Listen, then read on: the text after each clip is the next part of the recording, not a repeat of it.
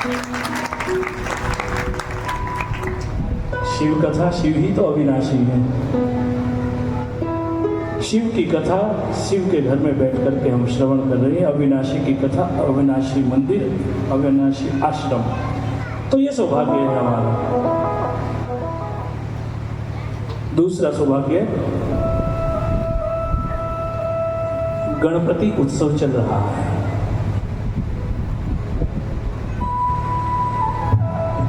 जिन दिनों के बीच में हम शिव महापुराण कथा श्रवण करेंगे, गणेश उत्सव है। तो ये भी हमारा सौभाग्य है कि गणेश उत्सव के पर्व पर ये श्री शिव महापुराण कथा हम श्रवण करेंगे।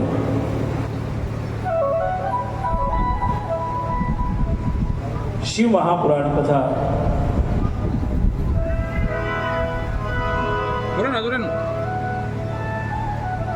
भोलेनाथ ने कहा है पार्वती से कि सत्य क्या है? सत्य ही तो शिव है और शिव ही सत्य है। सत्य ही शिव है, शिव ही सुंदर है। शिव है तो संसार है, शिव नहीं तो संसार नहीं। जब संसार नहीं था तब भी शिव थे, संसार है तब भी शिव है। और जब संसार का प्रलय हो जाता है तो अंत में जो शेष रहता है वो भी शिव है। उमा कहूं मैं अनुभव अपना, उमा कहूं मैं अनुभव अपना, सत हरि भजन जगत सब सपना। जिस प्रकार से जब रात्रि में हम सो जाते हैं और रात्रि में हम बहुत सुंदर स्वप्न आता है। कभी कभी स्वप्न होता है कि हम बहुत धनवान व्यक्ति बन गए हैं। जीवन का प्रत्येक सुख हमें प्राप्त हो गया है, ऐसा स्वप्न में एहसास होता है। परंतु जैसे ही आंखें खुलती हैं तो वो सब मिथ्या होता है। उसी प्रकार से ये संसार क्या है? महादेव ने पार्वती से कहा है कि सत हरि भजन जगत सब सपना। ये संसार भी स्वप्न है। ये जो कुछ हम देख रहे हैं सब एक माया है। तो जब मैंने बैनर पढ़ा उसमें सबसे ऊपर यही चौपाई लिखी हुई है, उमा कहूं मैं अनुभव अपना, सत हरि भजन जगत सब सपना। श्री शिव महापुराण कथा अमृत रस। ये कथा अमृतम है, अमृत है, जिसे एक बार हमने ग्रहण किया, अमृत पीने के बाद तो व्यक्ति अमर हो जाता है। पीयूष नाभि कुंड पीयूष बस जाके। रामचरितमानस का बड़ा सुंदर ये प्रसंग है। जब श्री राम और रावण का युद्ध हुआ तो समय विभीषण ने कहा था प्रभु श्री राम से कि रावण की मृत्यु ऐसे नहीं होगी। क्यों? प्रभु ने पूछा क्यों? तो विभीषण ने कहा था प्रभु ये जो रावण है नाभि कुंड पीयूष बस जागे, नाथ जियत रावण गलता के। रावण तब तक जीवित है जब तक नाभि में अमृत है। और अमृत क्या है? ये शिव कथामृतम। ये कथा ही तो अमृत है। जब तक जीवन में कथा का अमृत जीव को प्राप्त होता रहता है तब तक अमृतत्व रूपी सुख जीवन में रहता है। और जब प्रभु की कृपा चली जाती है, प्रभु की कथा का अमृत जीव को प्राप्त नहीं होता तो ये जीवन का सुख भी दुख में परिवर्तित हो जाता है। यदि जीवन में सुख को प्राप्त करना है तो वह हरि कथा। ये हमारा सौभाग्य है। शिव महापुराण कथा हम श्रवण करने के लिए एकत्रित हुए हैं।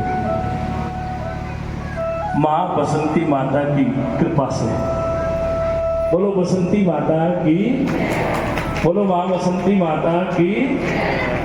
ये बसंती माता की कृपा है, उन्हीं की कृपा से और संतों की कृपा से 15 वर्ष से मौन रह रहे परम तपस्वी श्री शिव पुत्र जी महाराज जैसे मौन तपस्वी संत के सानिध्य में आप कथा श्रवण कर रहे हैं। साथ साथ हमारे मध्य में विराजमान है महंत श्याम सखी जी महाराज, उनका भी सानिध्य हमें प्राप्त हो रहा है। कथा और संतों का सानिध्य मानो कि सोने पे सुहागा। कहते हैं घर में कथा सुनते हैं उससे 100 गुना फल मिलता है, मंदिर में आकर के कथा श्रवण करें। यदि घर में कथा श्रवण करें उसका 1 गुना फल है, मंदिर में आकर के यदि हम कथा श्रवण करते हैं तो 100 गुना फल हो जाता है। संतों के सानिध्य में श्रवण करें तो और 10 गुना हो जाता है, 1000 गुना हो जाता है। और किसी कथा को किसी तीर्थ स्थल पर बैठकर श्रवण करें, किसी सरिता के किनारे पर हम बैठ करके श्रवण करें, गंगा के किनारे पर, यमुना के किनारे पर, सरस्वती के किनारे पर, संगम पर, तो ये इसका पुण्य लाखों गुना अधिक हो जाता है। तो ये हम सबका सौभाग्य है यदि जीवन में आस्था है, श्रद्धा है। भवानी शंकरो वंदे श्रद्धा विश्वास रूपिणो।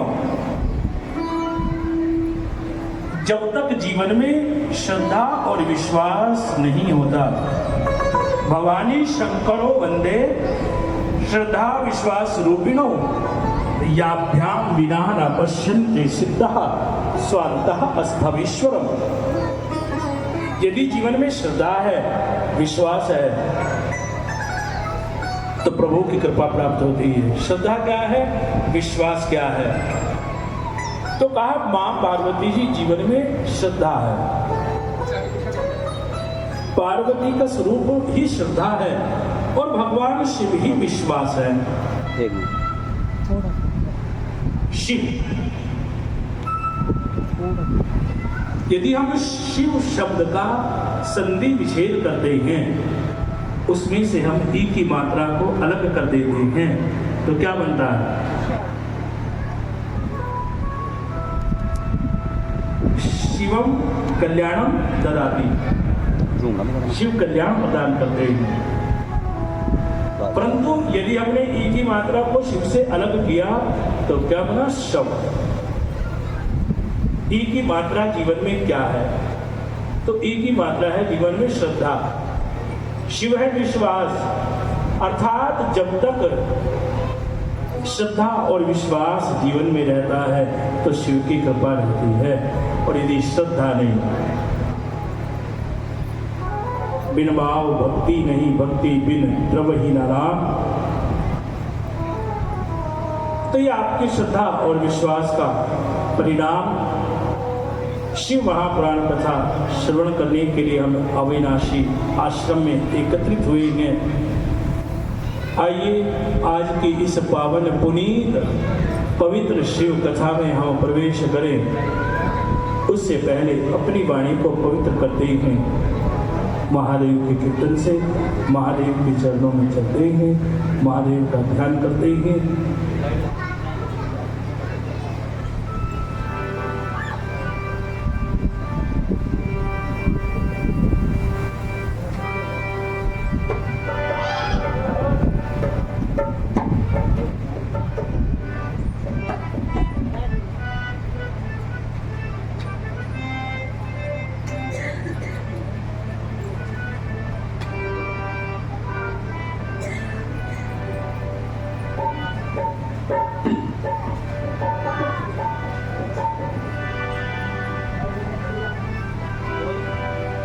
बोलिए हर हर महादेव।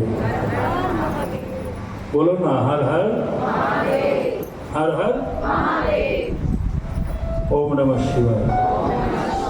बोलो ना ओम नमः शिवाय, ओम नमः शिवाय, ओम नमः शिवाय।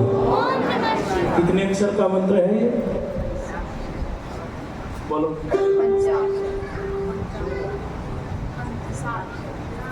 सोचो, 7 कह रहे हैं, 6 कह रहे हैं, या पंचाक्षरी। रोज कथा सुनते हैं ना शिव पुराण की, आज नहीं बताएंगे, आगे बताएंगे, सोच लेना। कोई 7 कह रहा है, कोई 6 कह रहा है, कोई 5 कह रहा है। सुनाएंगे आपको सारी कथाएं। अपनी वाणी को पवित्र करते हैं सबसे पहले महादेव के कीर्तन से। यहीं से आज की पावन श्री शिव महापाठ में हम प्रवेश करेंगे। आइए महादेव का कीर्तन। हर हर महादेव शंभु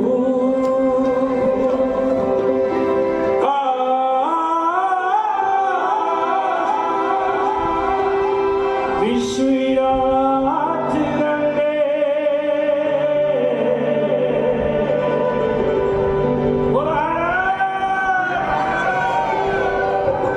बोलो हर हर।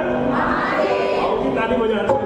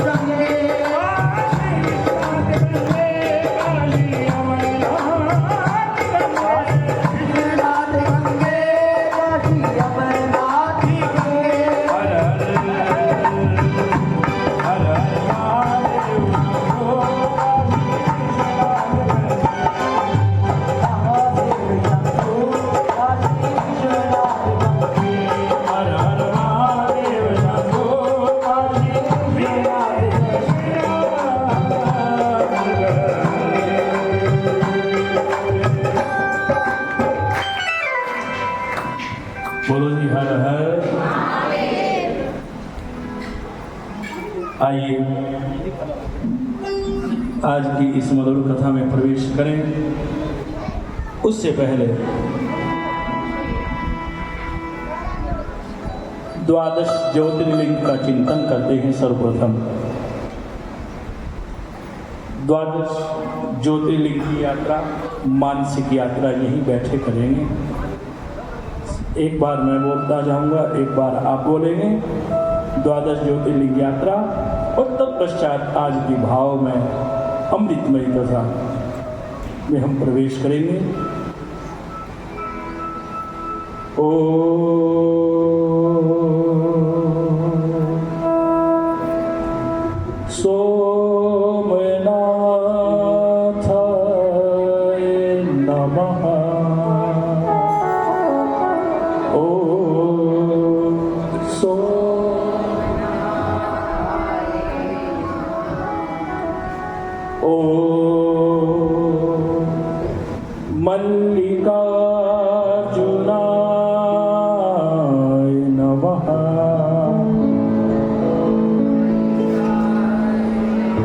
सब बोलेंगे मेरे साथ।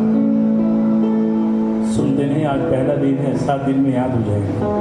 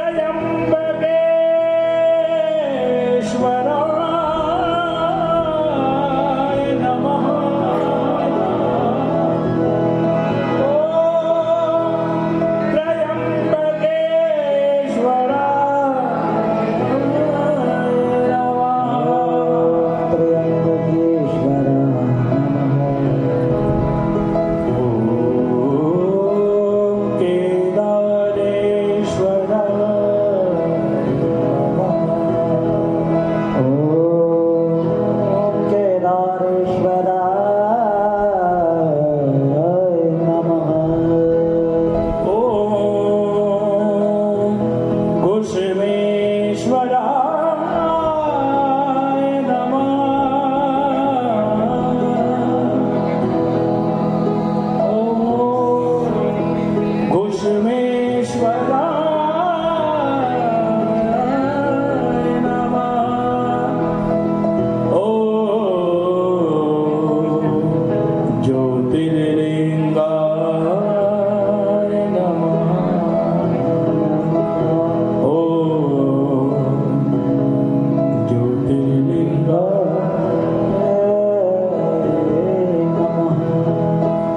बोलो द्वादश ज्योतिर्लिंग भगवान की। आज यहीं बैठे हुए हमने मानसिक यात्रा की है द्वादश ज्योतिर्लिंग। प्रत्येक दिन ये यात्रा हो गई। 7 दिन का सफर है हमारा और आपका। इस यात्रा में प्रतिदिन शिव पुराण प्रारंभ होने से पहले शीघ्र आए, जल्दी आए, क्योंकि यात्रा प्रतिदिन हो गई। मानसिक यात्रा द्वादश ज्योतिर्लिंग।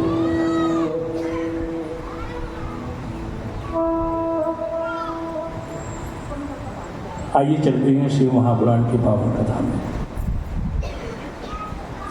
जब तक हम किसी विषय वस्तु के बारे में कुछ जानते नहीं, तब तक हम उसे मानते नहीं। जिसके विषय में हम कुछ जानते हैं उसे ही तो मानेंगे, उसकी विशेषता को जानें। शिव महापुराण की कथा क्या है, शिव पुराण क्या है? शिव पुराण का परिचय सर्वप्रथम आइए हम करते हैं।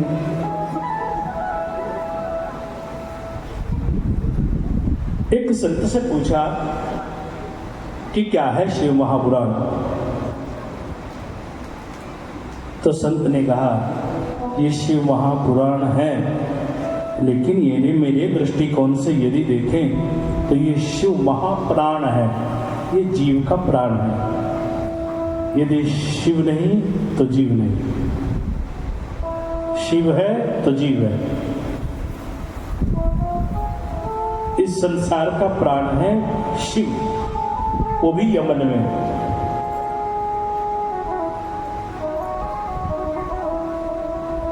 शिव महापुराण का परिचय क्या है? शिव महापुराण जिस प्रकार से जिस समय हम श्रीमद् भागवत कथा का श्रवण करते हैं तो सबसे पहले उस ग्रंथ की विषय वस्तु को जाना जाता है।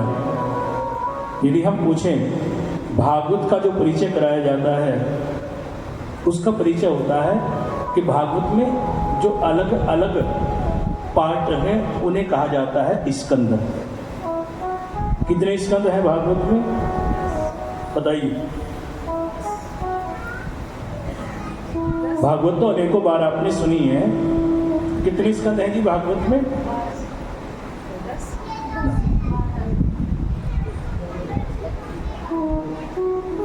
गीता तो सबने पढ़ी है। गीता के भी अलग अलग स्टेप हैं, उनको क्या बोलते हैं? अध्याय।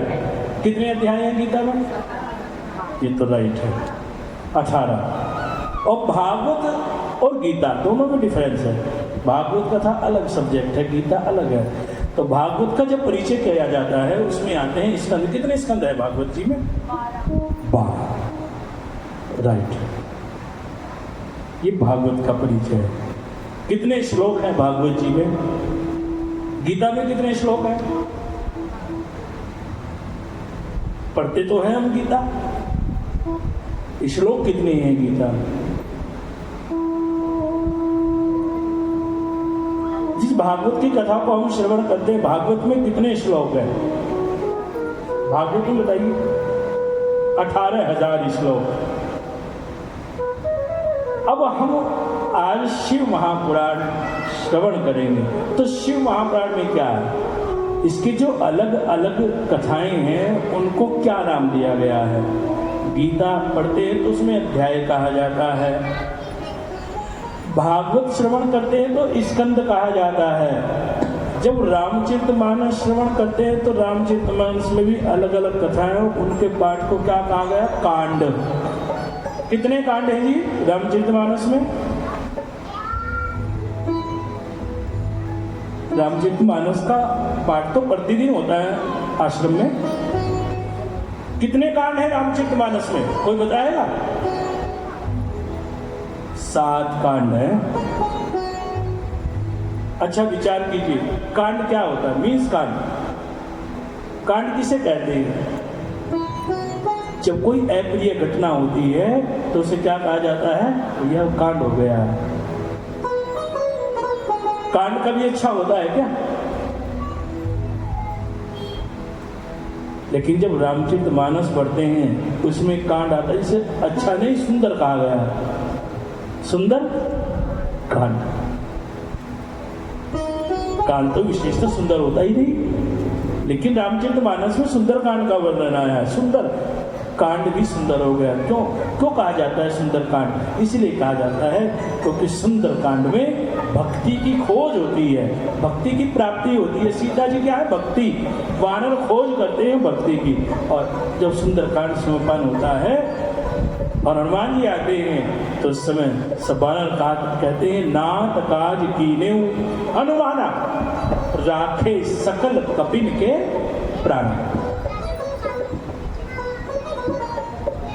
तो उसी प्रकार से जब शिव महापुराण का हम दर्शन करते हैं, इसमें क्या है? इसमें कांड नहीं है, इसमें स्कंद नहीं है, इसमें संहिता नहीं है, इसमें है संहिता। इसके अलग अलग जो कथाएं हैं उनको कहा गया है संहिता। शिव महापुराण किस किसने सुनी है? अब तो ये पूछना चाहिए कि किसने नहीं सुनी है। अब तो सबने ही सुनी है शिव महापुराण, और बड़ा प्रचलन है शिव महापुराण का। न जानिए आपने भी अनेकों बार पढ़ी होगी शिव महापुराण को। तो कितनी संहिता है शिव महापुराण में, कोई बताएगा?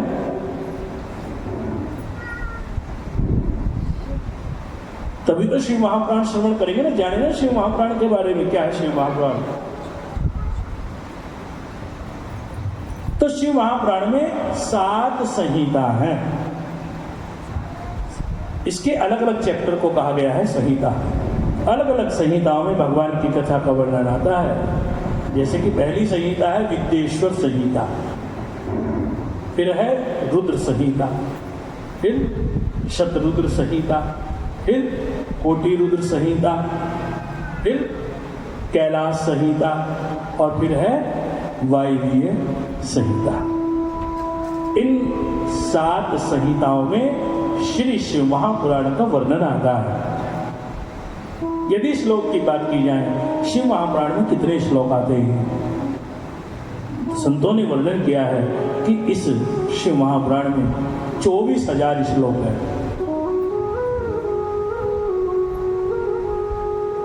24,000 श्लोकों में इस श्री शिव महापुराण का वर्णन किया गया है। एक बार की बात है, नैमिषारण्य क्षेत्र में शौनक आदि 88,000 ऋषि बैठे हैं और सूत जी से बड़ा सुंदर प्रश्न कर रहे हैं। हे गुरुदेव, आज हम आपकी शरण में बैठे हुए हैं और हम आपसे जानना चाहते हैं, सत्यम न अस्ति तपः शौचम दया दानम न विद्यते उद्रम मरीणो जीवा वराकः कुत भाषिता। जैसा कि हमें प्रतीत हुआ, शौनक आदि 88,000 ऋषि सूत जी से पूछ रहे हैं,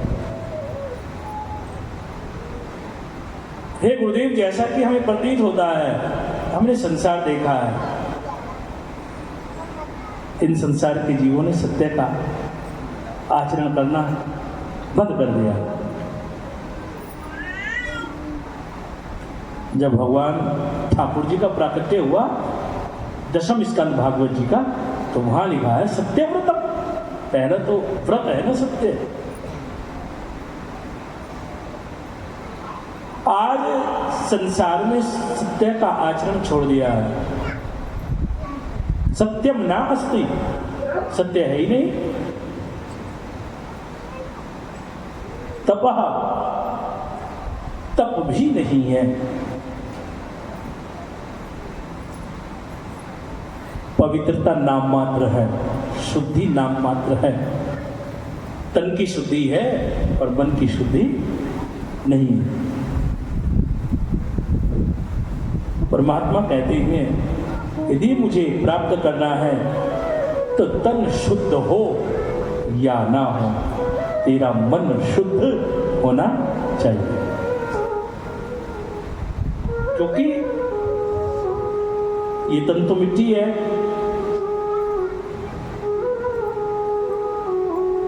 ये तो क्षणभंगुर है। जो कल था वो आज नहीं, जो आज है वो कल नहीं रहेगा। क्षण क्षण में इस शरीर की प्रकृति बदलती है।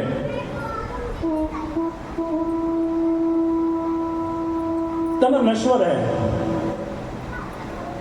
तन शुद्ध हो या मत हो, लेकिन मन तेरा पवित्र होना चाहिए। क्योंकि मरहेव मनुष्याणां कारणं बन्धि मोक्ष।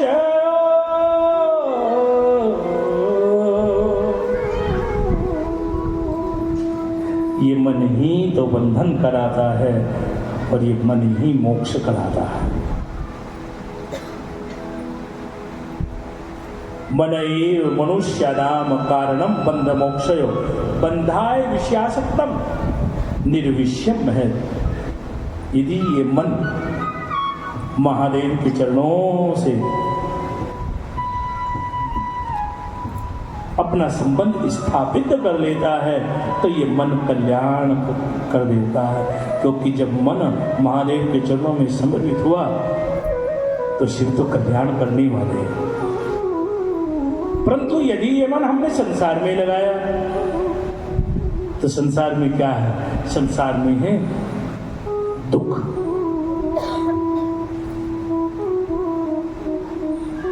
वास्तविकता में जो हमने सुख माना है वो सुख नहीं है। जो आके चला जाए, जो आए फिर चला जाए, वो क्षणिक सुख है, वो आनंद नहीं है। मन पवित्र होना चाहिए, मन शुद्ध होना चाहिए। मन के हवारे हाथ मन के जीते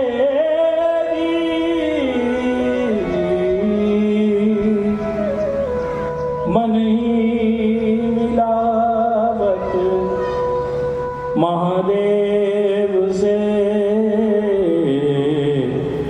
ये मन ही करत भजी।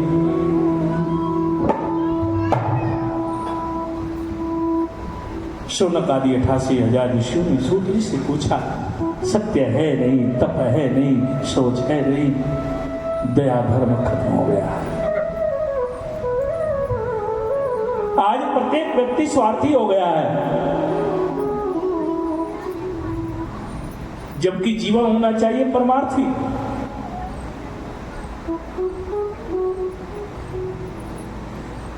पहले परमार्थ के लिए जीव कार्य करता था, स्वार्थ के लिए कार्य करता है।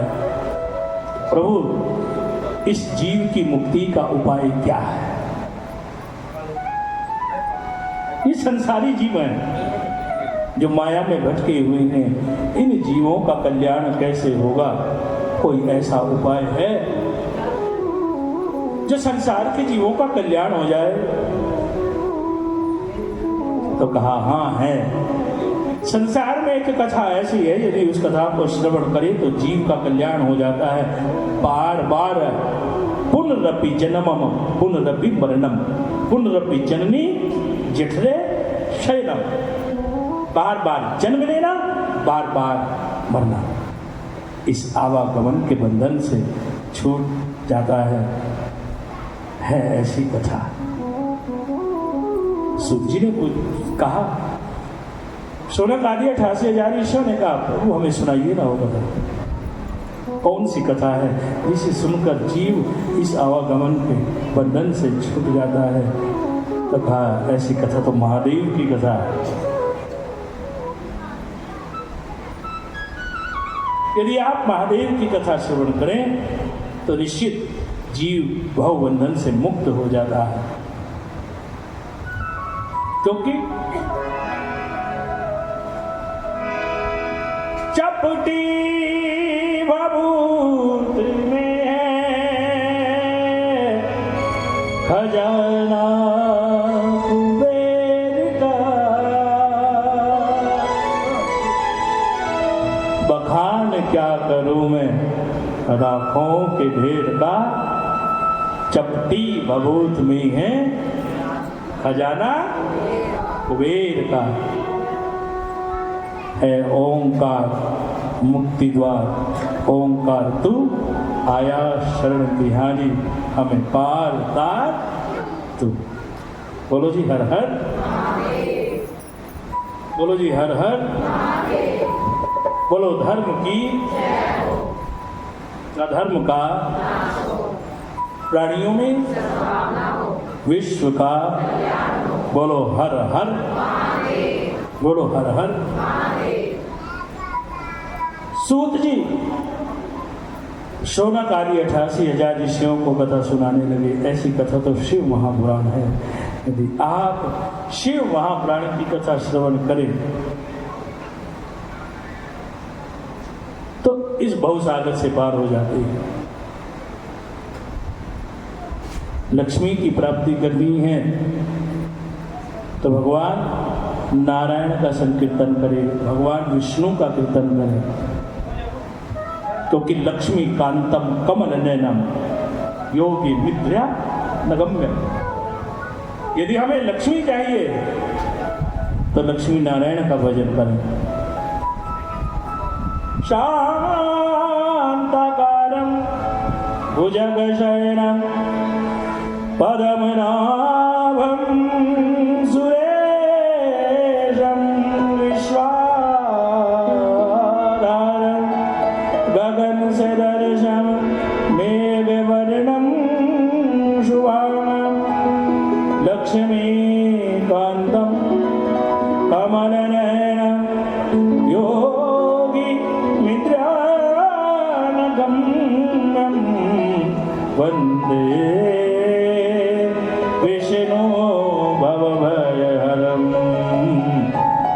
सर्वलोकनाथं। बताइए संसार में लक्ष्मी चाहिए कि मुक्ति चाहिए?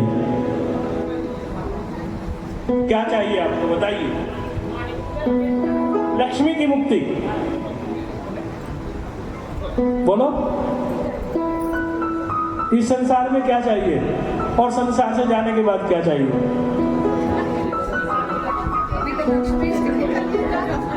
बोलो हर हर, बोलो ना क्या चाहिए आपको? लक्ष्मी की मुक्ति, जोर से बोलो ना। लक्ष्मी चाहिए तो लक्ष्मी नारायण का भजन करो, और मुक्ति चाहिए तो महादेव का भजन करो। महादेव का भजन करोगे तो महादेव जैसे बनोगे, लक्ष्मी नारायण का भजन करोगे तो लक्ष्मी नारायण जैसे बनोगे।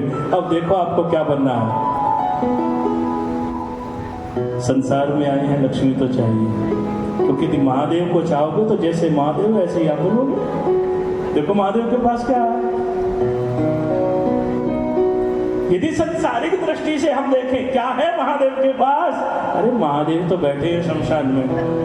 आप बैठोगे शमशान में, धुना रमा के बैठे, हमें इसी में भी गर्मी लग रही है और कह रहे हैं कि हमें महादेव जैसा बनना है, हमें महादेव की कथा सुननी है। महादेव की भक्ति करोगे तो महादेव जैसे बन जाओगे। अब बताओ, करोगे महादेव की भक्ति? महादेव के पास तो कोई बंगला नहीं है। डेजी डेंस भी गांव से बिल्कुल बाहर है महादेव का। देखा महादेव का स्थान किसी ने?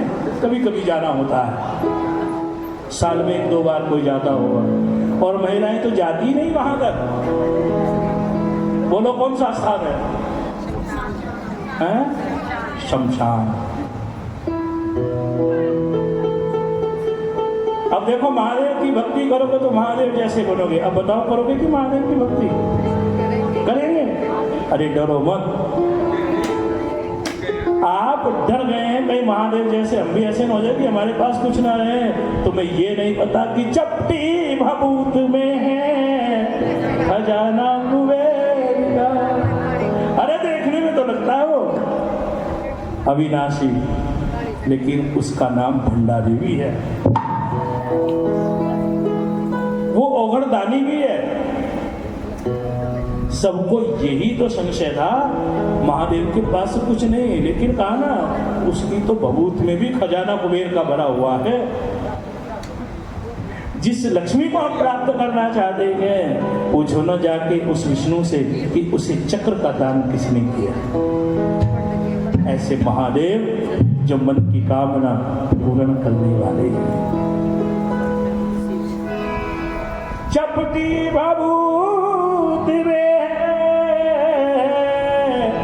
खजाना कुबेर का, बखान क्या राखों के ढेर का।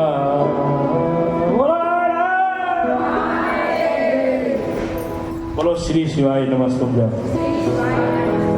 5 बार बोलना पड़ेगा।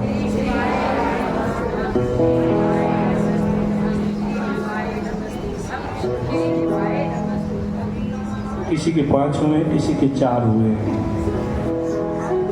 दोबारा से बोलते हैं, एक बार मैं बोलता हूँ, एक बार ये महामंत्र, फिर चलते हैं आगे कथा में महादेव की।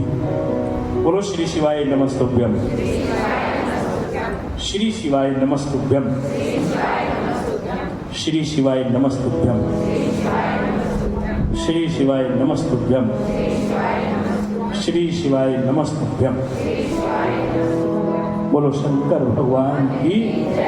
सबको लक्ष्मी चाहिए ना, तो हम आज लक्ष्मी का उपाय भी आपको बताएंगे। 7 दिन कथा होगी, 7 दिन में 7 फूल बताएंगे आपको।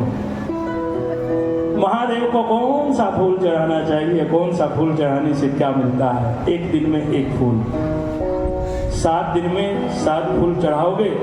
आप फूल चढ़ाओगे, फूल चढ़ाने से फूल हो जाओगे, ऊ की मात्रा बदल जाएगी। हम तो फ्लावर चढ़ाएंगे ना, फूल। 7 दिन में 7 फूल चढ़ाना महादेव को, सप्ताह होता ना। कौन सा फूल चढ़ाएं, कौन से फूल से क्या मिलता है, ये आपको बताएंगे। आप फूल चढ़ाओ, महादेव आपको फुल कर देंगे। केवल डंडा बदल जाएगा, ऊ की मात्रा बदल जाएगी, छोटू से बड़ों की हो जाएगी। महादेव में क्षमता है जो फूल से भी फुल कर देते हैं। वैसे तो फूल भी मूर्ख भी होता है, FOOL, फूल ISH फूलिश। बोलो जी हर हर। कौन सा फूल चढ़ाए, आज भी फूल आपको बताएंगे, लेकिन लास्ट में। कथा ध्यान से सुनते रहे ना, भूल जाए हम तो याद करा देना जी, आज का फूल बताओ। क्योंकि जब महादेव की कथा में मन चला जाता है ना, पता नहीं क्या कहा था, क्या हुआ। और आपको बताएंगे कि घर में दरिद्रता क्यों आती है। लिंग पुराण में जो मैंने पढ़ा, घर में दरिद्रता जीवन में ना आए तो घर में कौन सा पौधा नहीं लगाना चाहिए। यदि आप घर में वो पौधा है तो कभी जीवन में दरिद्रता आपके घर से नहीं जाएगी। दरिद्रता को दूर करना है तो अपने जीवन में हमें क्या क्या परिवर्तन करना पड़ेगा, हमारे घर में क्या क्या परिवर्तन होना चाहिए, कौन सा पेड़ घर में नहीं होना चाहिए, कौन से पेड़ के लगाने से दरिद्रता आती है, ये बताएंगे कल। बोलो जी हर हर। एक पॉइंट रोज बताते रहेंगे, कथा भी सुनाते रहेंगे, क्योंकि ये भी तो चाहिए ना आपको उपाय। उपाय नहीं तो फिर कथा कैसी। कथा सुनने कौन आता है, उपाय पूछने आती है सबके सब। शिव पुराण सुनाए, उपाय ना हो तो फिर फायदा क्या। भगवान को कौन सी धारा चढ़ानी चाहिए। कोई दूध की धार चढ़ाता है धारा, कोई जल की धारा चढ़ाता है, कोई शहद की धारा चढ़ाता है। कौन सी धारा से क्या लाभ, ये भी आपको बताएंगे जैसे जैसे समय आगे जाएगा। आइए चलते हैं आज की मुख्यतः कथा की ओर। आइए एक भजन, उसके बाद कथा को आगे लेके चलेंगे। बोलो जी हर हर। दोनों हाथ पर उठाओ, तीसरे में उठाओ जी आवाज। बोलो हर हर। लगन तुमसे लगा बैठे,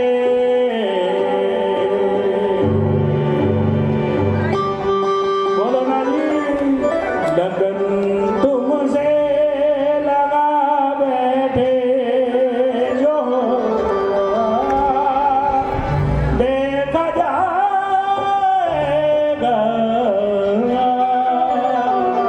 बोलो ना एक बार। लगन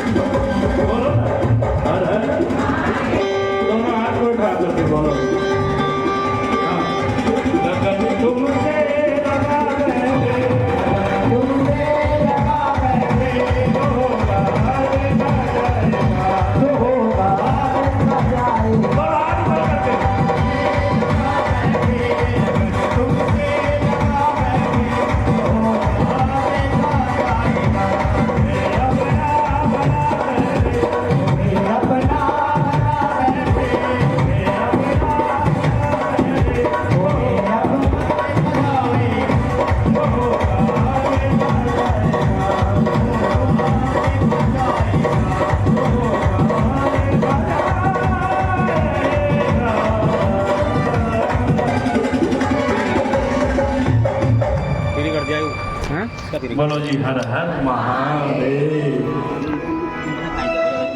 बोलो हर हर, तोड़ दिया बोले स्टैंड। बोलो धर्म की,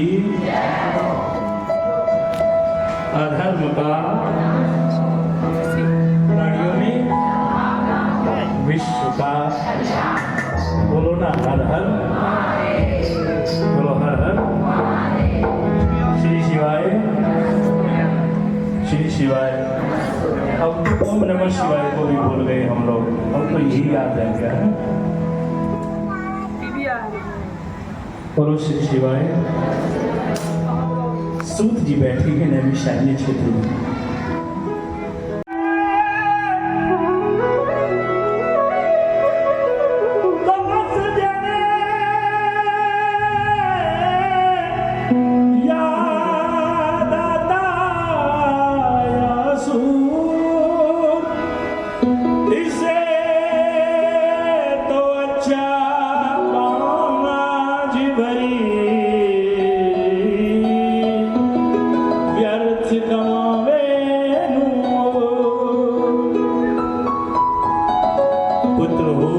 भक्त हो, कोई ध्रुव बने, कोई प्रहलाद बने। सुन जननी सुत सोई बड़ भागी, सुन जननी सुत सोई बड़ भागी, जेहि पितु मात वचन अनुरागी। पुत्र हो तो ऐसा हो, लेकिन देवराज ऐसा नहीं था। देवराज घर से निकल जाता है, परिवार से तिरस्कार कर दिया गया। देवराज घर से निकला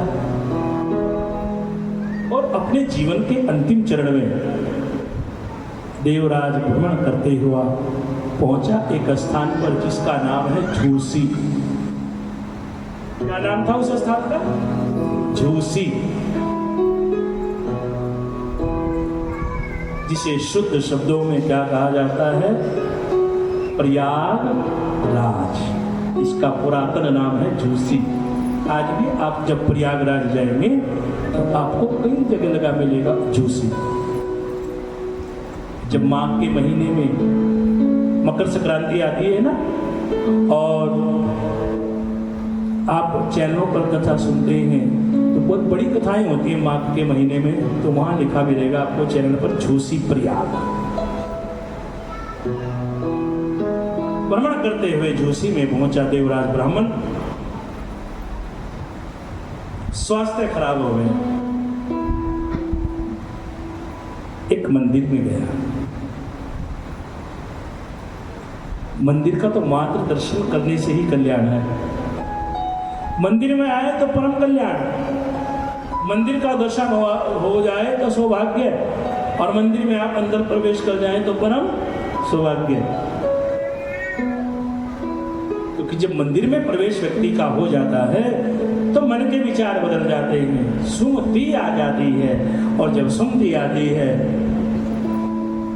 गोस्वामी तुलसीदास जी ने कहा है ना जी कि जहां सुमति तहां संपत्ति नाना।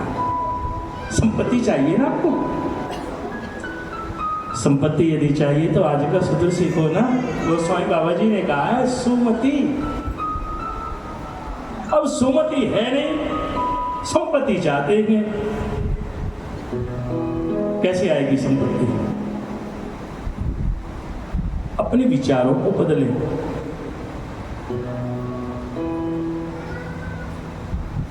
विचारों से ही जीव राम बन जाता है, और विचारों से ही रावण बन जाता है।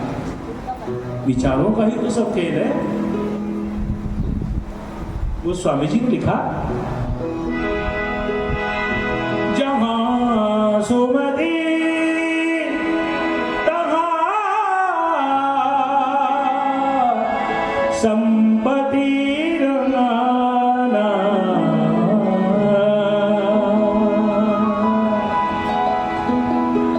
सूत्र सीख करके जाना कथा से। संपत्ति सबको चाहिए, इतनी मेहनत करते हैं, but in spite of all this, इन सब के बावजूद हमें क्या मिला? दुख। क्या कारण है इतनी मेहनत जीवन पर्यंत की, लेकिन फिर भी सुख नहीं। सुख कैसे मिले? प्रयत्न तो किया है, लक्ष्मी को अर्जित तो किया है, बट सुमति तो नहीं है। कापी भी हमारे पास है, पेन भी हमारे पास है, और हमने काम करना शुरू कर दिया। स्टूडेंट कॉलेज में गया और वहां से काम मिला, टीचर ने कहा कल हम आपका काम देखेंगे, हम शाम को काम करने के लिए बैठ गए। कापी भी हमारे पास है, पेन भी हमारे पास है, हम लिख रहे हैं। 2 घंटे लिखते लिखते हो गया, कापी में देखा 2 घंटे तक लिखा कुछ नहीं। अब विचार किया 2 घंटे से हम लिख रहे हैं, लेकिन कापी का तो एक भी पेज भरा हुआ नजर नहीं आ रहा। तो बाद में देखा जो हमारा पेन था ना, उसमें स्याही नहीं थी। जब स्याही नहीं तो पेन क्या करेगा?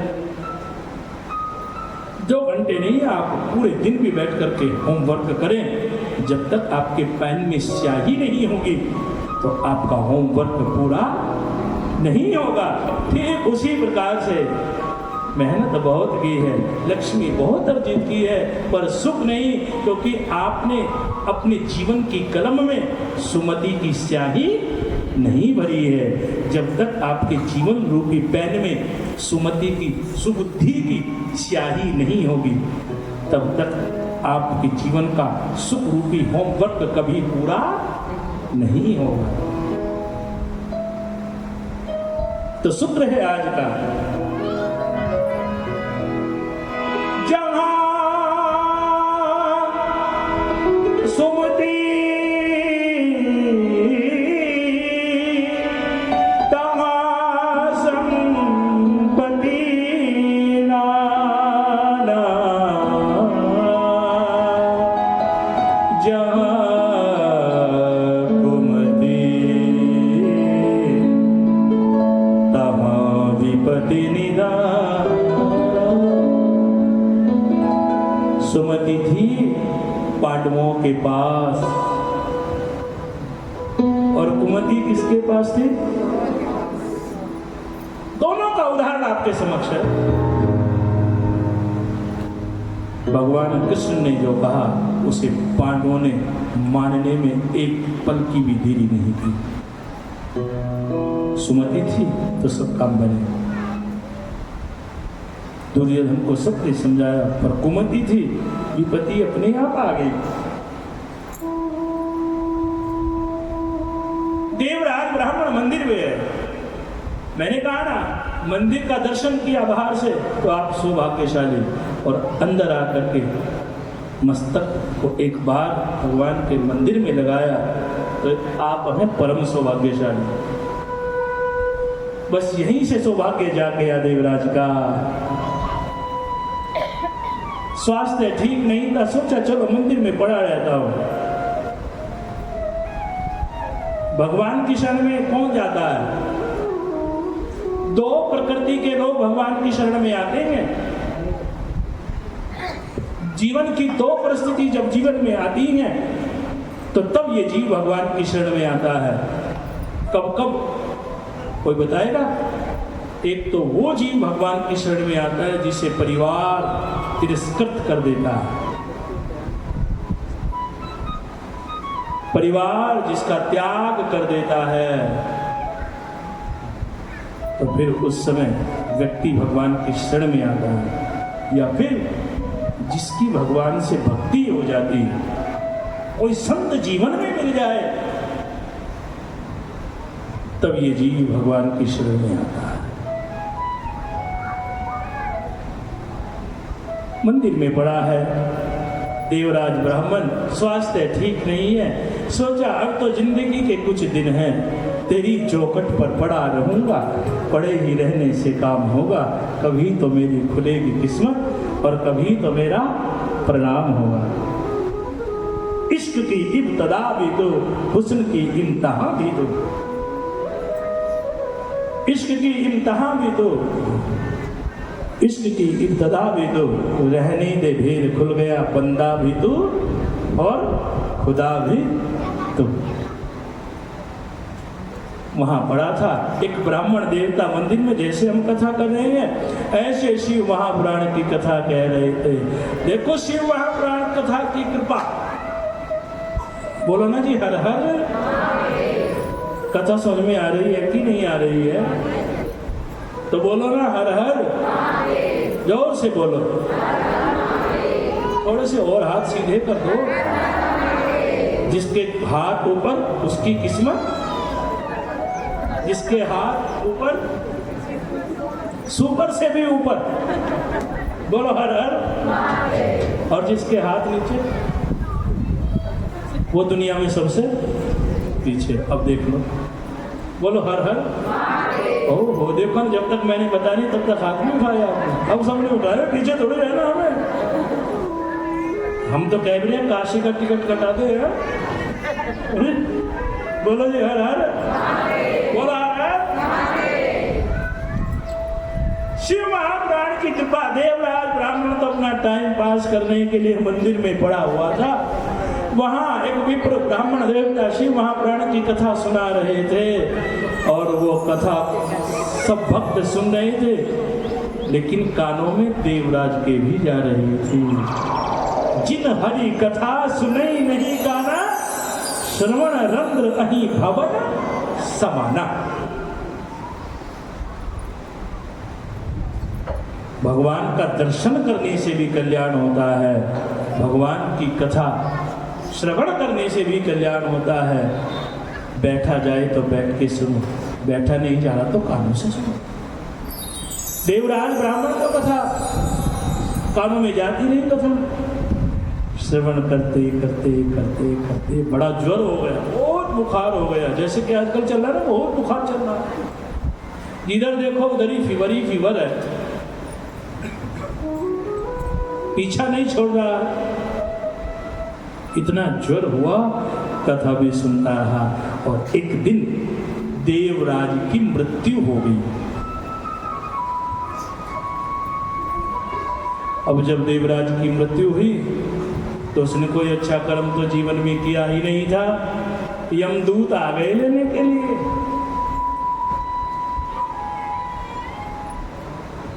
देवराज ने कहा तुम कौन? अरे भाई हम यमदूत हैं। यमदूत लेकर के जाने लगे देवराज को यमलोक में, क्योंकि मरने के बाद यम के दरबार में जाना पड़ता है, वहां देखा जाता है कि किसने क्या किया है। यमदूत लेकर के जाने लगे तो जैसे लेकर के चलने लगे, उधर से देखा तो शिवगण आ रहे थे। शिवगणों ने यमदूतों को रोका और कहा इसे कहां लेकर के जा रहे हो? तो यमदूतों ने कहा ये तो पापी है, इसे हम यमराज के दरबार में लेकर के जा रहे हैं, इसने कोई अच्छा कर्म नहीं किया है। बट आप कौन है? कहा कि हम तो शिव के गण हैं। आप क्यों आए हो? कहने हम लेकर के जाएंगे इसको। क्यों? अरे भाई इसने शिव महापुराण की कथा सुनी है। यमदूत कहने लगे हम यम के दरबार में लेके जाएंगे इसको। शिवगण कहने लगे हम कैलाश पर्वत पर लेकर के जाएंगे। आपको मरने के बाद कहां जाना है बताओ? यम के दरबार में, कैलाश पर्वत पे।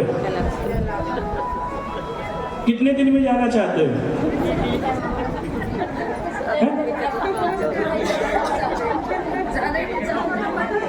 यदि आपको जाने की इच्छा है तो 6 दिन है, मैं आपका रिजर्वेशन करा देता हूँ। शिव कथा सुनाओ, शिव कथा सुनाओ। अरे शिव कथा तो सुना रहे हैं तो शिवगण आ गए, फिर मैं रिजर्वेशन करा दूं। एक दो कहोगे आप किसी का? नहीं नहीं, कथा सुननी है जी बस। बोलो हर हर। शिवगण और यमदूत आपस में लड़ने लगे। यमदूतों ने कहा ये नरक में जाएगा, इसने जीवन पर्यंत कुछ अच्छा नहीं किया। शिवगणों ने कहा नहीं, ये तो महादेव के धाम में जाएगा, क्योंकि इसने शिव महापुराण कथा सुनी है। दोनों में झगड़ा होने लगा। यमगण लड़ने लगे, उधर शिवगण त्रिशूल से लड़ने लगे। तो तभी यमराज आए। यमराज ने कहा भाई यमदूतों से इनके साथ मत लड़ो, यमदूतों ने कहा महाराज आपने हमारी ड्यूटी लगाई है कि जो बुरा काम करता है मरने के बाद पहले हमारे पास लेकर गो, फर्स्ट एंट्री हमारे पास होगी। यमराज ने कहा ये तो सत्य है, लेकिन जो भगवान के भक्त होते हैं वो भगवान की शरण में जाते हैं, फिर वो मेरे पास नहीं आते। तो महाराज ये पहचान कैसे होगी? भगवान के भक्तों की पहचान क्या है? कोई बताएगा?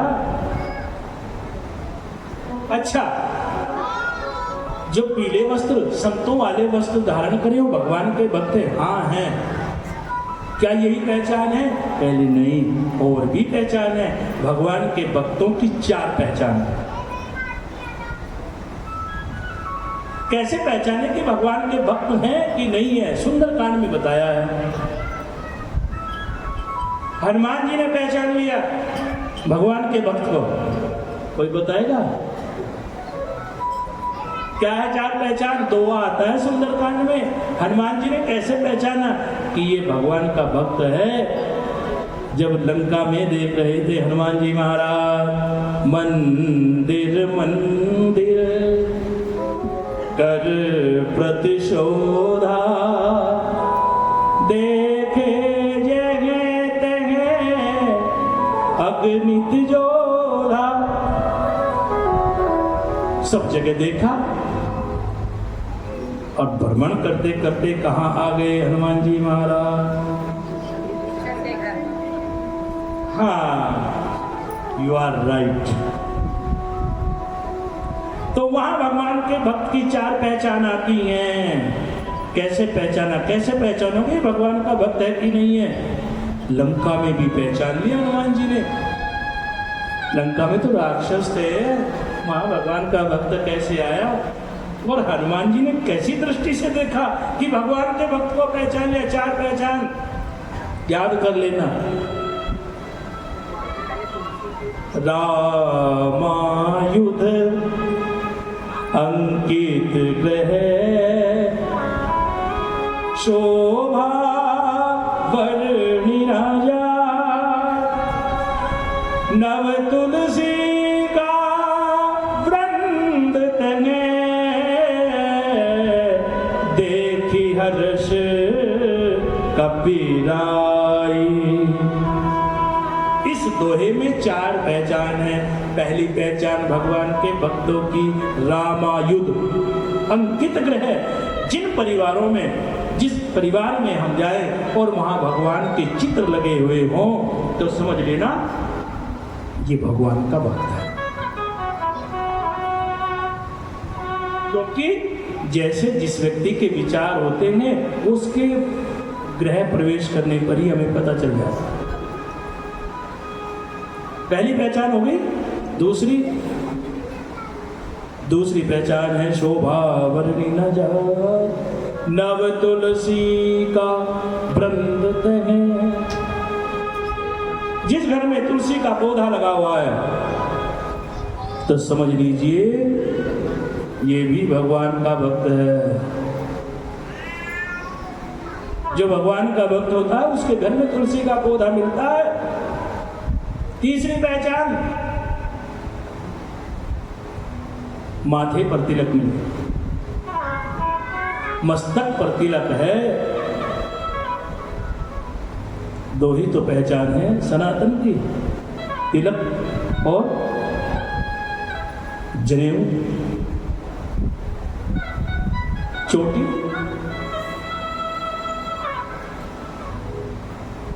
चौथी पहचान भगवान के भक्त की कंठी माला। यदि गले में कंठी माला है तो चारों में से यदि एक भी किसी के पास है तो यमराज ने कहा वो मेरे पास नहीं आता, वो कहाँ जाता है? भगवान के पास जाता है। तो देवराज ब्राह्मण ने इच्छा से कथा को नहीं सुना। तो महादेव की कृपा से कानों में शिव महापुराण पड़ी और उसका परिणाम क्या हुआ? भगवान का धाम देवराज ब्राह्मण को मिल गया। अर्थात यदि जीवन में शिव महापुराण की कथा सुनते हैं तो उन्हें महादेव अपनी धाम में बुला लेते हैं। ये कथा सुनाई सूत जी महाराज ने शौनक आदि 88,000 ऋषियों को। कथा को सुना शौनक आदि 88,000 ऋषियों ने सूत जी से दूसरा प्रश्न किया, बाबा जी एक बात बताइए, वो रिकॉर्ड कर रहे हैं कथा को, बोलो जी हर हर।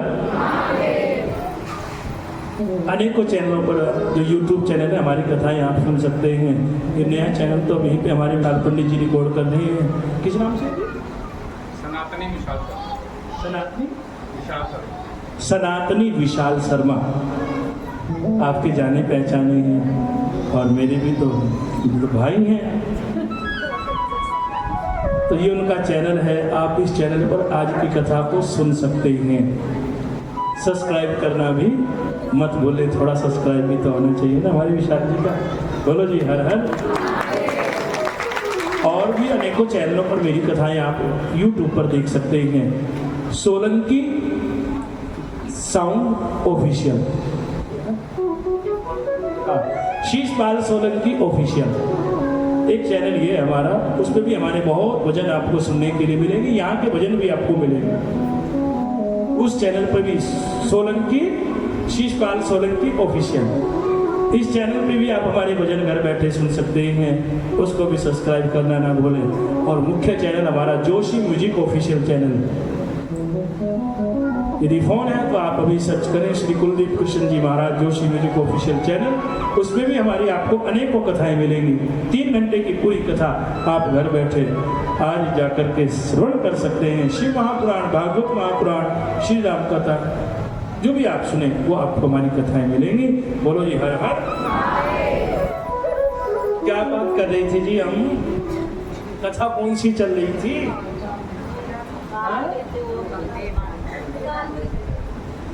अकाल मृत्यु वो मरे। कौन मरता है अकाल मृत्यु? अकाल मृत्यु वो मरे जो काम करे चंडाल का, और काल उसका क्या करे जो भक्त है महाकाल का। अच्छा महाराज कोई कथा सुनाओ ना। तो कहा एक ब्राह्मण था,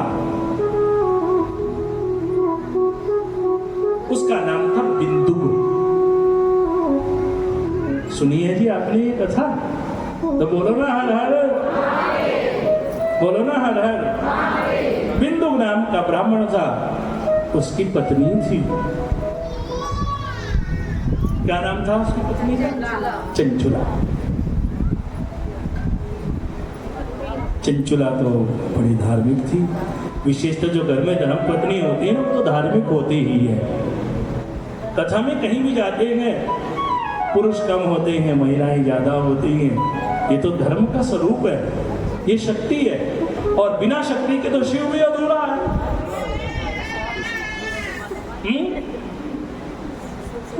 इस सृष्टि की रचना जब तक नहीं हुई जब तक शिव और शक्ति दोनों का अंश प्राप्त नहीं हुआ। शिव और शक्ति की कृपा से सृष्टि बनी। भगवान शिव को भी अर्धनारीश्वर रूप धारण करना पड़ा, तो शक्ति के बिना तो कुछ नहीं है। तो चंचुला बहुत धार्मिक थी, लेकिन जो उसका पति था ना बिंदुक, वो दुराचारी था। पत्नी तो जीवन के अंतिम चरण तक यही सोचती है कि जिनसे मेरा विवाह हुआ है बस ये मेरे पति हैं, मैं इनकी पत्नी हूँ, और जीवन पर्यंत अपने पति की चरणों की सेवा करनी है। क्योंकि माता पिता भी एक ही संदेश देते बेटी को जब विदा करते हैं, बिटिया धीरज धर्म मित्र और नारी। धीरज धर्म मित्र और नारी, आपत्काल परत कहीं चाहे। बिटिया जीवन पर्यंत अपने पति की सेवा करना, क्योंकि पति परमेश्वर है, और प्रत्येक धर्म पत्नी अपने माता पिता के संदेश का पालन करती है। बिंदु तो दुराचारी हो गया। चलो दुराचारी तो ठीक था, लेकिन धीरे धीरे वो वैश्यावृत्ति भी करने लगा।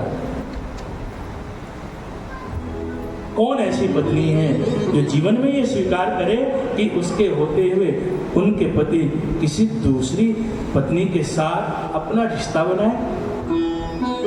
कैसे भी परिस्थिति में पत्नी रहे, लेकिन कभी पत्नी ये नहीं कहती, कभी विचार नहीं करती, कभी ये स्वीकार नहीं करती कि उसका पति उसे छोड़े।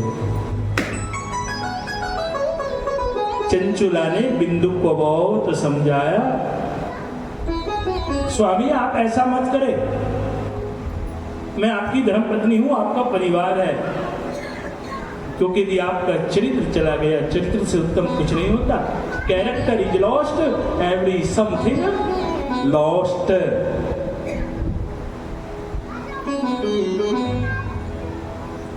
चरित्र से उत्तम कुछ नहीं होता। लेकिन बिंदुक ने नहीं माना।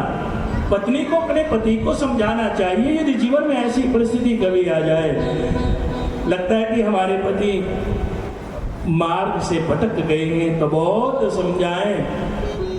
यहाँ तक तो ठीक है, चंचुला ने बहुत समझाया, लेकिन उसके बाद चंचुला ने क्या किया?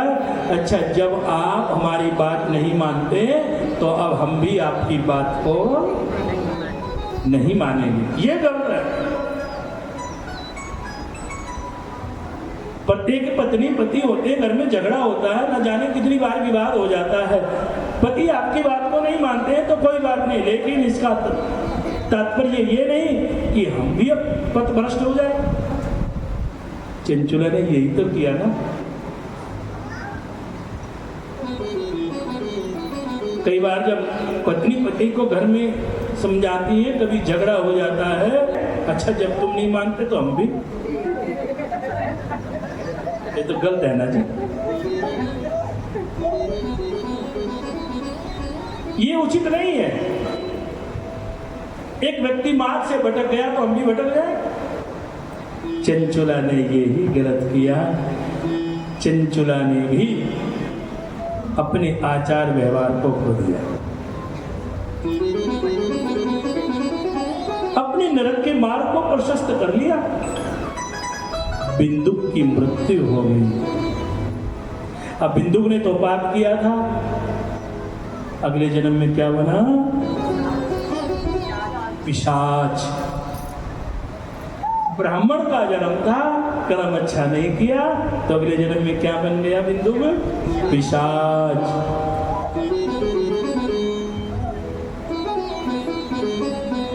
बहुत समझाया था चंचुला ने,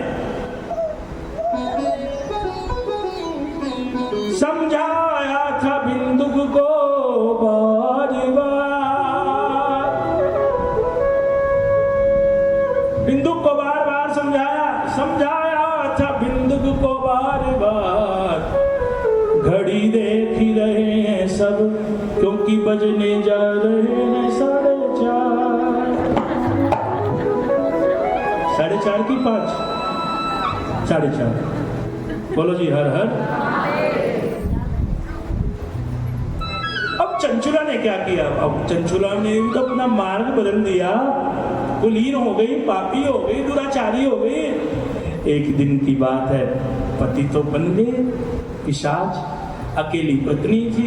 एक दिन ऐसे ही शिव महापुराण चल रही थी, एक आश्रम में गई, वहां एक संत के मुख से चंचुला ने शिव महापुराण की कथा को श्रवण किया जी, और उसमें नारी प्रसंग सुनाया जा रहा था। आपने शिव महापुराण में पढ़ा होगा, उसमें तो बहुत स्पष्ट लिखा है कि नारी को कभी अपना चरित्र नहीं खोना चाहिए। जो स्त्री चरित्रहीन हो जाती है तो वो कौन से नरक में जाती है, कौन कौन से दुख उससे भोगने पड़ते हैं। ऐसे दुख हैं जो मैं व्यासपीठ से बोल भी नहीं सकता। जाना शिव महापुराण को पढ़ना, अर्थात अनेकों प्रकार के दुख भोगने पड़ते हैं। अब चंचुला ने सुना,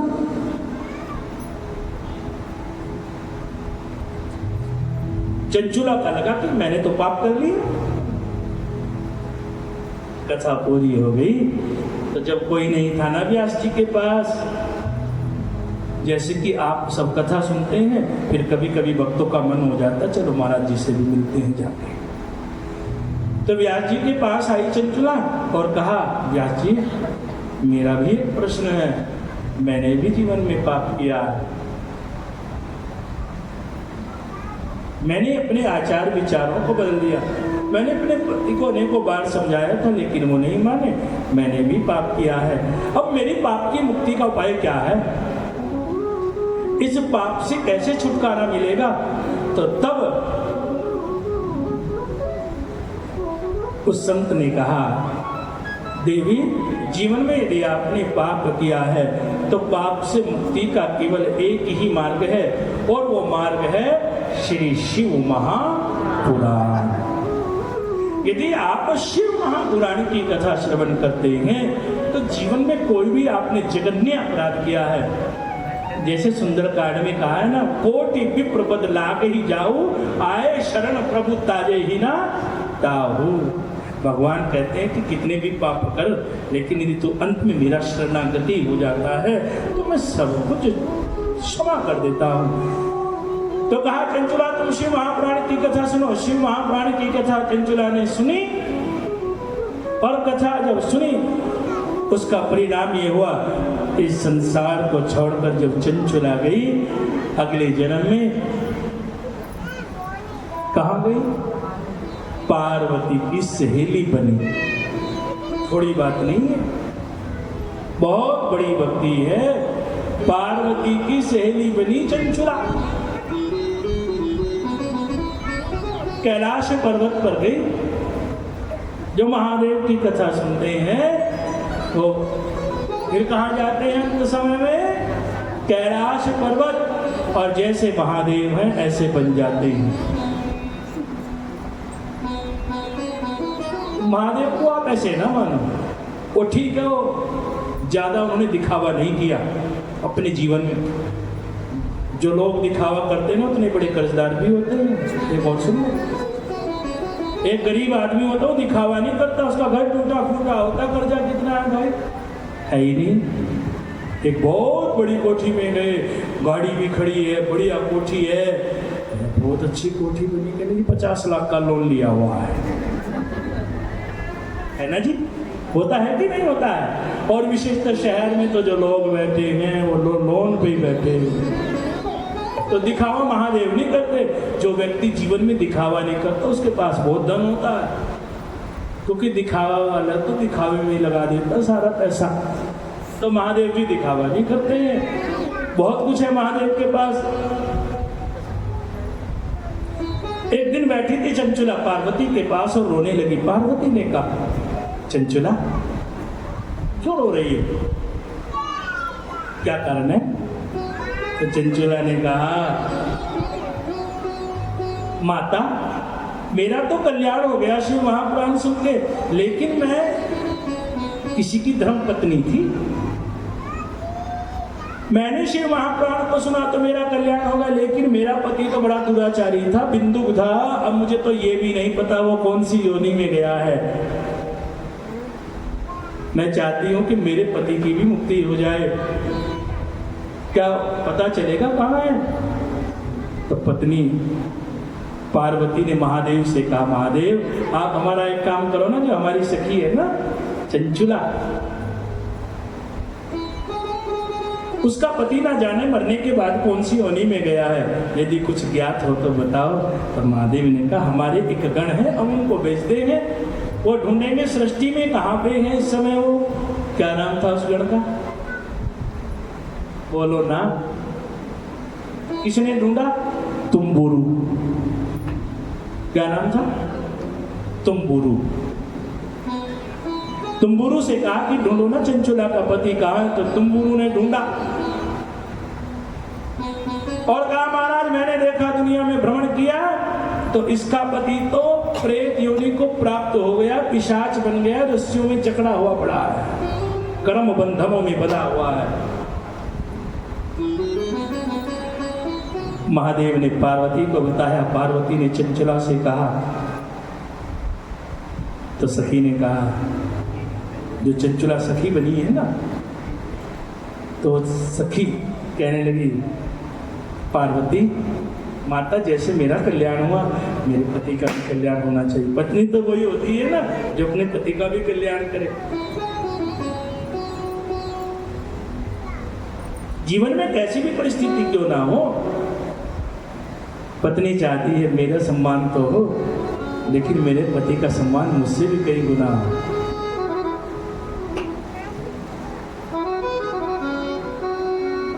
माता मेरे पति का भी तो कल्याण होना चाहिए।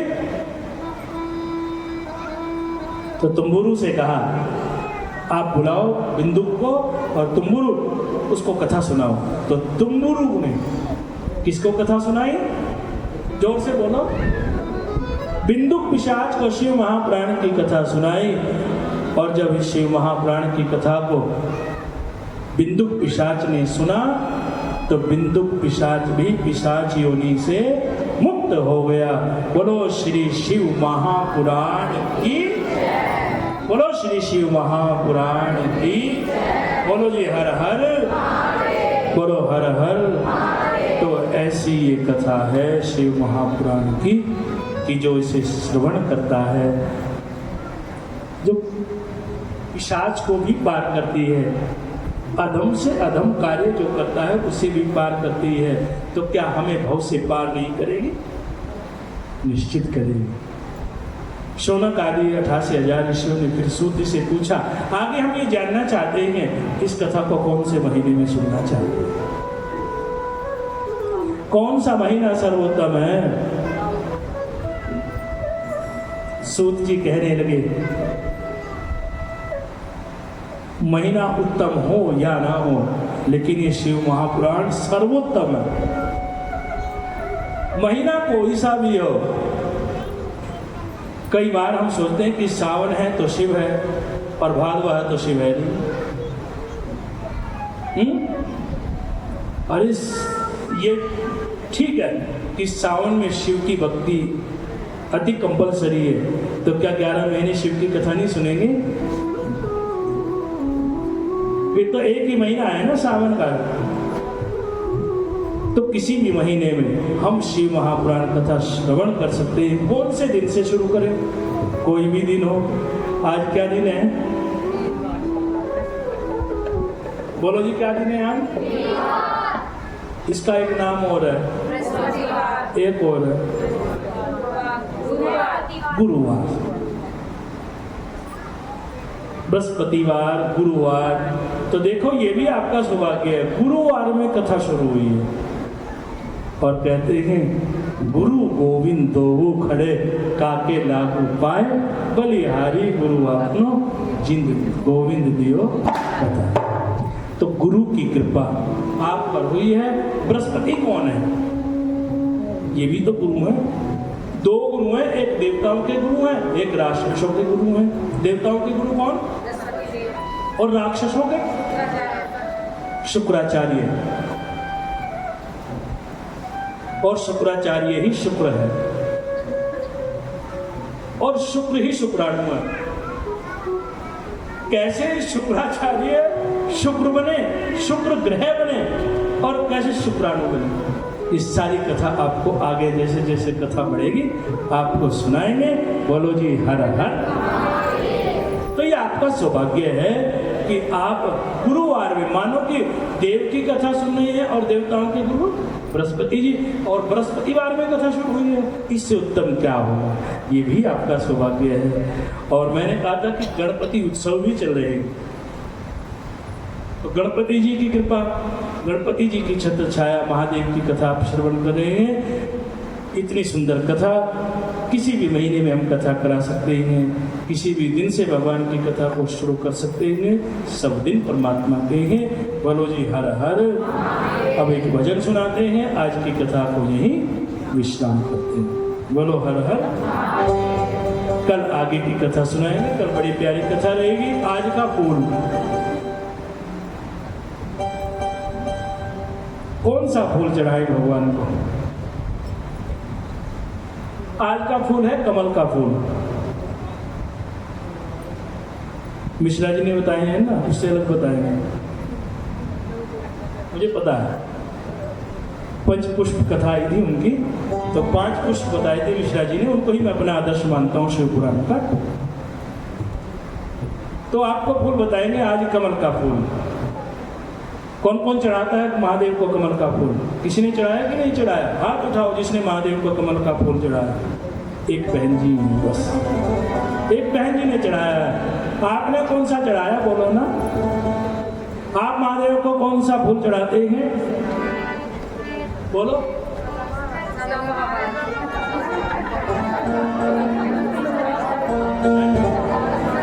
बोलो ना, कौन सा फूल चढ़ाते हैं? सदाबहार।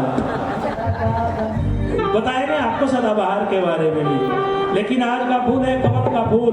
कहते हैं यदि जीवन में लक्ष्मी चाहिए, नहीं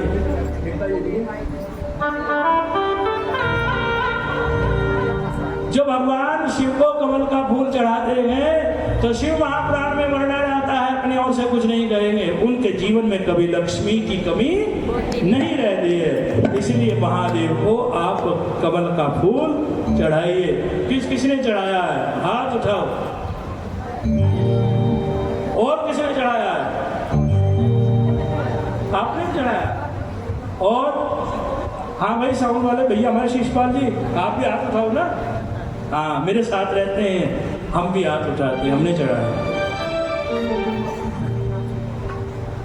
इस सावन के महीने में 2 सावन आए, हमने 6 कथाएं करी है शिव महापुराण की। तो महादेव की कृपा ही तो है। और जो महादेव को कमल का फूल चढ़ाता है उनकी सभी इच्छाएं पूर्ण होती है, लक्ष्मी कमी नहीं होती। इसलिए आप जीवन में महादेव को एक बार कमल का फूल अवश्य चढ़ाएं, तो निश्चित आपकी भी मनोकामना पूर्ण होगी, लक्ष्मी की कमी नहीं रहेगी। इसलिए महादेव को कमल का फूल चढ़ाए। ये आज का फूल है, कल का फूल कल बताए। और कौन कौन से फूल है जो महादेव को चढ़ाते हैं? जीवन में यदि सुंदर पत्नी चाहिए तो कौन सा फूल चढ़ाए? जो नए बच्चे हैं, कौन सा फूल है जो सदाचारी पत्नी मिलेगी जीवन में? कभी कभी पत्नी भी ऐसी मिल जाती है जो लड़ती झगड़ती है।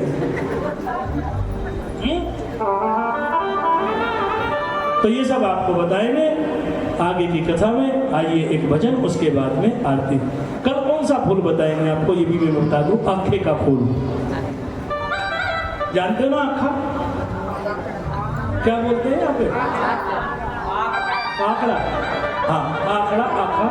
तो कल आपको आंकड़े का फूल बताएंगे। यदि आप जानते तो और बता देंगे, बहुत फूल है। 5 ही तो पता है आपको, 5 से आगे हमें पता है। वो तो मिश्रा जी वाले याद कर रखे हैं आपने। बोलो जी याद है। प्रतिदिन आते ही आपको फूल बताएंगे, बहुत अच्छे अच्छे फूल कौन कौन से चढ़ाए, कौन सा रुद्राक्ष पहनते हैं, कौन से मुखी रुद्राक्ष से क्या फायदा होता है, ये सब आपको बताएंगे। आइए बड़ा प्यारा भजन, उसके बाद में आगे की जो सूचना है। कथा तो समापन की ओर है। कथा का समय कल से क्या रहेगा? 1:30 से 4:30, क्योंकि 5 जैसे बजते हैं तार का टाइम हो जाता है।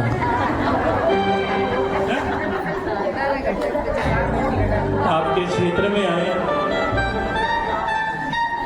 तो कहते तार का टाइम हो जाता है। उसका भी तार नहीं निकलेगी तो हमें दूध कहाँ से मिलेगा? बोल दो जी यार। आइए बड़ा प्यारा भजन, और उसके बाद आरती। कल से 1:30 बजे कथा शुरू होगी और 4:30 बजे आरती हुआ करेगी। शिव के सिवा कहीं दिल ना लगाना। मीठे मीठी ताली बजाओ ना और बोलो शिव के।